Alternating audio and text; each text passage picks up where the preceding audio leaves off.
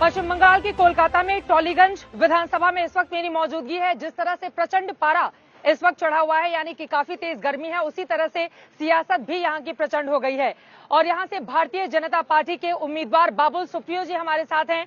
केंद्रीय मंत्री, आसनसोल से 2 बार के सांसद, लेकिन इस वक्त विधायकी के लिए जनता के बीच जाकर वोट मांग रहे हैं। सर, कैसा चल रहा है चुनाव प्रचार आपका? बहुत अच्छा बहुत अच्छा चुनाव प्रचार तो है। मेन देखिए, हमारा जो मेन मकसद है कि बंगाल को बदलना है। बंगाल की जो राजनीतिक संस्कृति जो है, जो ममता बनर्जी के मतलब उनके अनुप्रेरणा शब्द वो बहुत यूज करती है, उनकी इंस्पिरेशन में जो राजनीतिक संस्कृति जो है वो बंगाल के सारे हेरिटेज, सारा हिस्ट्री, सारा ट्रेडिशन, सारा वैल्यूज को खत्म कर चुकी है। और वो संस्कृति बहुत घटिया, लोगों से चीजें छीनना, ये इनका मेन चीज रह गया है। अच्छी नीयत, अच्छी नीति जो है वो उससे जो है बंगाल मतलब उससे परहेज किया गया, बंगाल उससे वंचित रह गए। और देखिए, आज ऐसी नौबत आ गई कि दीदी को खुद को लिखना पड़ रहा है कि बंगाल अपनी बेटी को चाहती है, जबकि अपने खुद की केंद्र भवानीपुर से भी लड़ने की साहस उनको नहीं है, कहीं और जाके लड़ रही है। चलिए हम थोड़ा बुलेट से आगे चलेंगे और बहुत सारे सवाल हैं जिसका दावा इस वक्त किया जा रहा है बाबुल सुप्रियो की ओर से। केंद्र में इनकी भी सरकार है और 6 सालों तक इन्होंने क्या किया इसकी भी पड़ताल करेंगे। लेकिन बुलेट से गहरा रिश्ता रहा है इनका। तो आज बुलेट यात्रा की शुरुआत होगी। बैलेट के लिए अलग अलग हिस्सों में जाएंगे और जानेंगे कि बाबुल सुप्रियो का क्या है टॉलीगंज को लेकर बड़ा प्लान। चलिए करते हैं शुरुआत।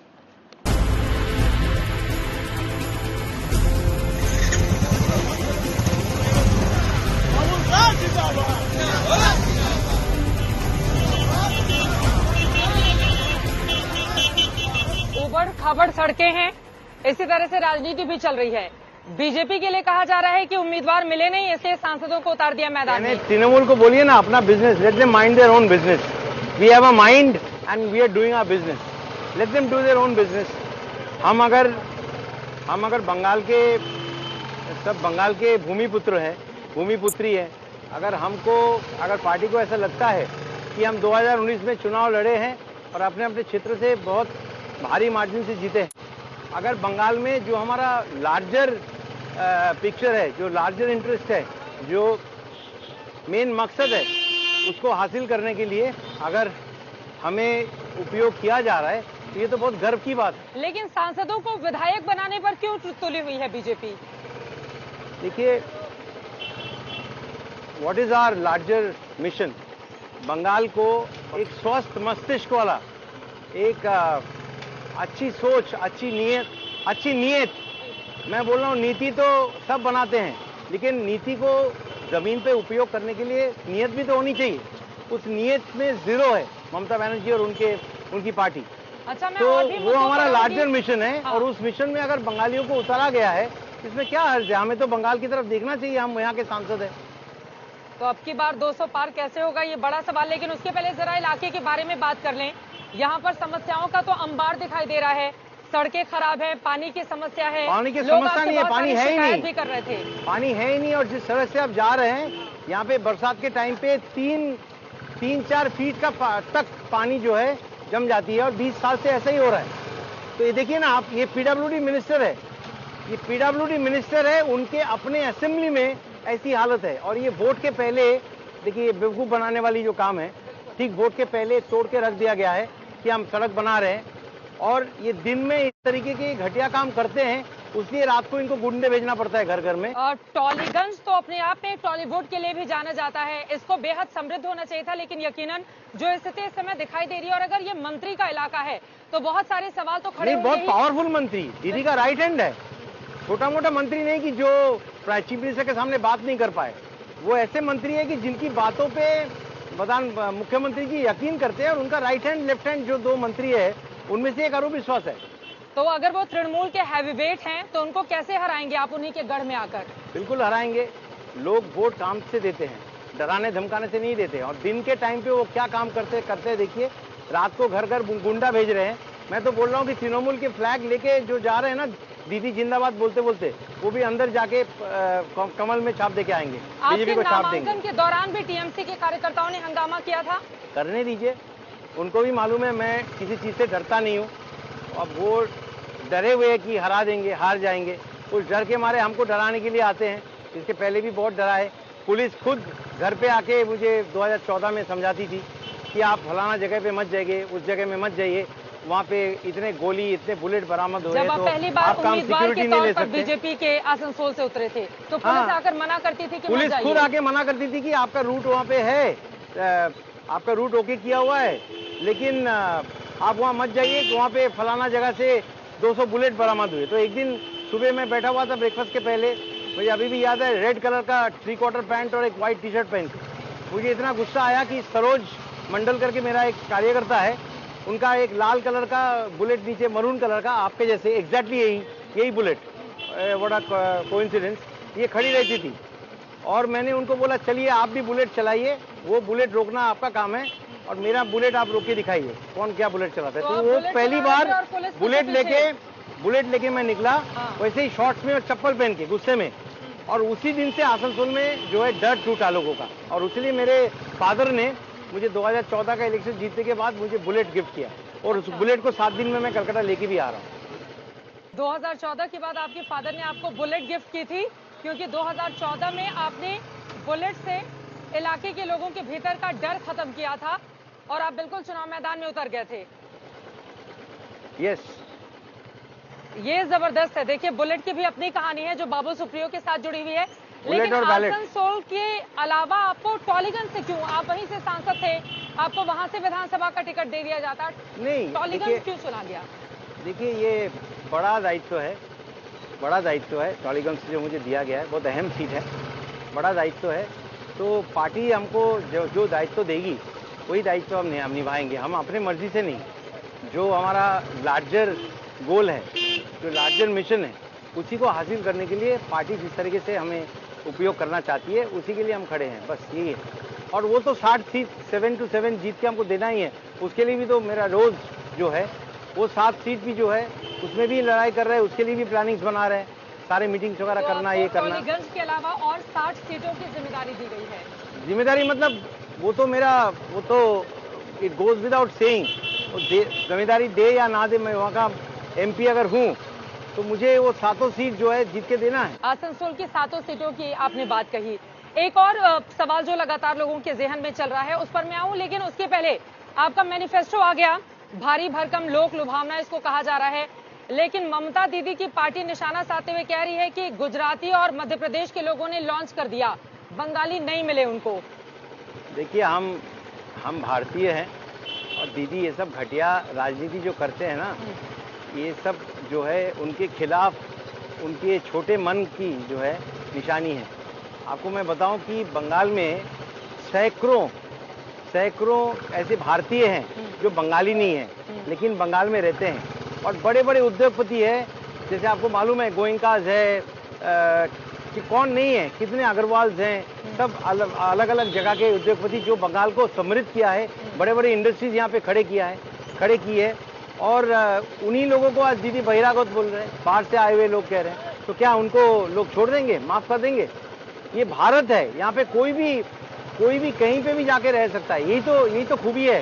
उसी दिशा में ही तो 1 नेशन 1 राशन किया है केंद्र ने। नंदीग्राम में दीदी को बाहरी बताया जा रहा है। बाहरी इसलिए बता रहे हैं कि दीदी तो यहाँ की मुख्यमंत्री थी 10 साल, भवानीपुर को, अब भवानीपुर की भूमिपुत्री बोलती थी अपने आप को, वहां से भाग क्यों गई? देखिए, जो स्टेट का, दीदी को ऐसा लगता है कि माइनॉरिटी वोट्स पर उनका अधिकार है। उन्होंने अपीजमेंट पॉलिटिक्स को किस तरीके से, कोई हदें नहीं छोड़ी उन्होंने, अपीजमेंट पॉलिटिक्स जिस तरीके से उन्होंने किया है, कोर्ट का परमिशन लेके हमें दुर्गा पूजा करना पड़ा, सरस्वती पूजा करना पड़ा, लेकिन समाज को डिवाइड करने का काम उन्होंने शुरू किया, उन्होंने ही किया, और उन्होंने ही उसका अंत अभी कर रहे कि ये बहिरागत और आने वाला। तो शुभेंदु अधिकारी उसका जवाब दे रहे कि अगर टालीगंज में दीदी बहिरागत बोलेंगे तो फिर शुभेंदु अधिकारी जो है उसी का जवाब दे रहे हैं, बोल रहे कि आप क्या बोल रहे हैं, आप तो आपकी खुद की जो कॉन्स्टिट्यूंसी है भवानीपुर, वहीं से भाग के आप आ गए। वो तो अपनी मर्जी से चुनाव लड़ सकती है ना। मैं तो पार्टी हमें जिस तरीके से उपयोग करना चाहते हैं मुझे वो करना पड़ेगा। भवानीपुर क्यों छोड़ा उन्होंने, क्या लगता है? क्योंकि हार जाती उसी इलाके में उनके भाई भतीजों ने 30-32 संपत्ति बनाए, लोगों को डरा के धमका के गरीबों के घर ले लिए, हड़प लिए, और वहीं पे प्रोमोटरी के बिजनेस है। आप यहाँ पे देखिए ना, पानी नहीं है लेकिन आपको घर के पास घर दिखेगा, और एक भी घर देख लीजिए आपके आपको दिखेगा कि यहाँ पे प्रधानमंत्री आवास योजना का पैसा नहीं मिला, जल जीवन मिशन का पैसा नहीं मिला। आप चारों तरफ का ड्रेन देखिए। ये अभी यहाँ पे काल बैसाखी जो होता है, जो अप्रैल में जो तूफान आते हैं, जो हर साल होता है, देखिए क्या हालत है। ये ड्रेन अभी से भरे हुए हैं, तो बरसात के टाइम पे यहाँ पे 3 फुट तक पानी जम जाता है, मंदिरों को हाइट दिया जाता है। यकीनन अगर आप इस पूरे के पूरे इलाके में घूमेंगे तो कोलकाता का टॉलीगंज अपने आप में बहुत फेमस है, टॉलीवुड भी यहीं पर है।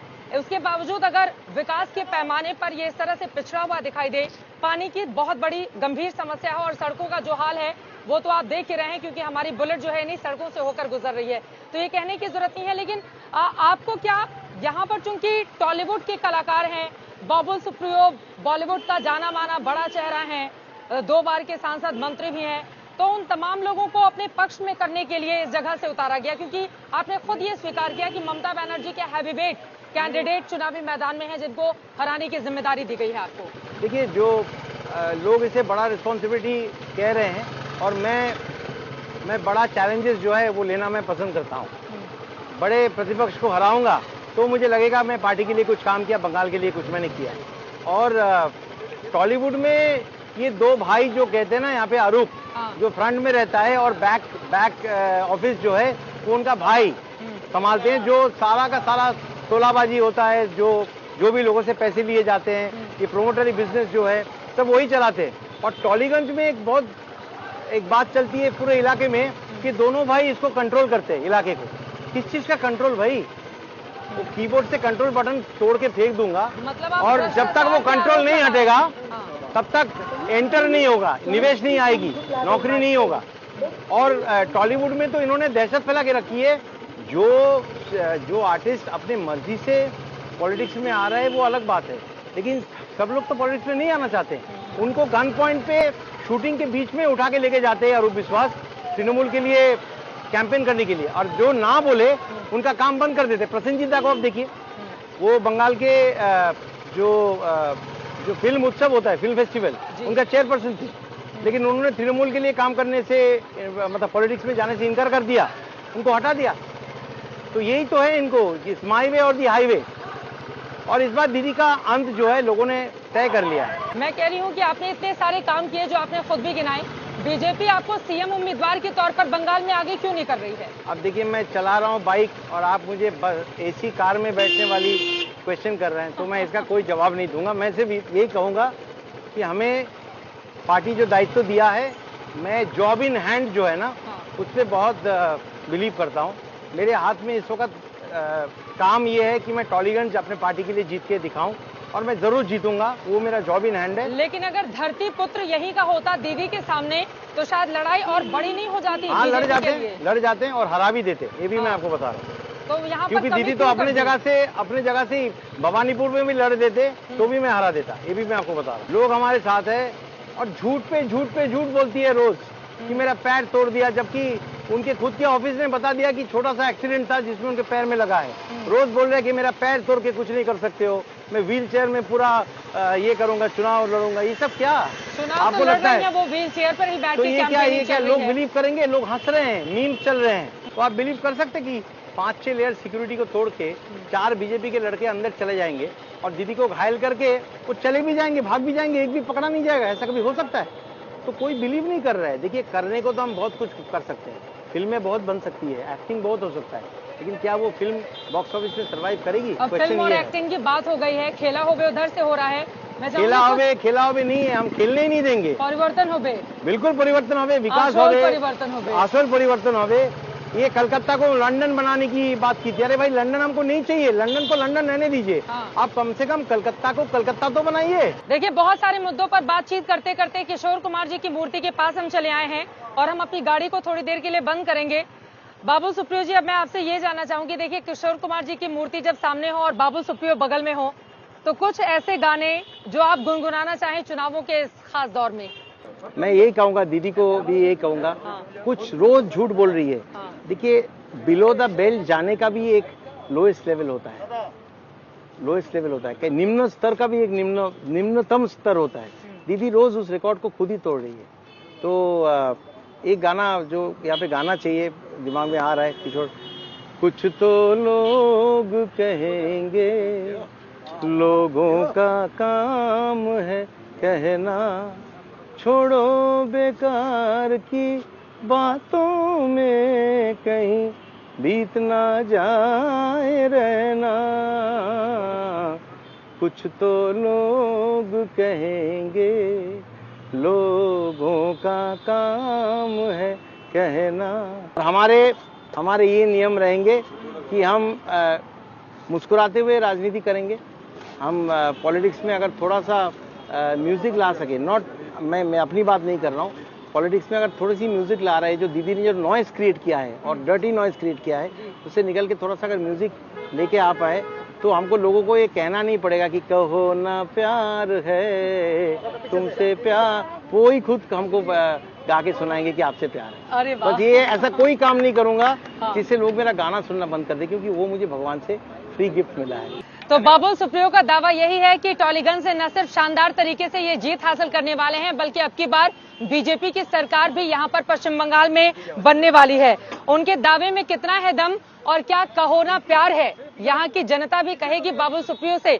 2 मई को जब आएंगे चुनावी नतीजे तो इसका पता भी चल जाएगा। कैमरा पर्सन हिमांशु शर्मा और संजय कुमार के साथ चित्रा त्रिपाठी, कोलकाता आज तक।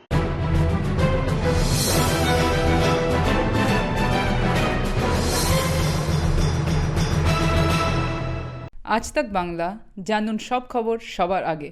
সাবস্ক্রাইব করুন আজ তাক বাংলা, বেল আইকন প্রেস করতে ভুলবেন না।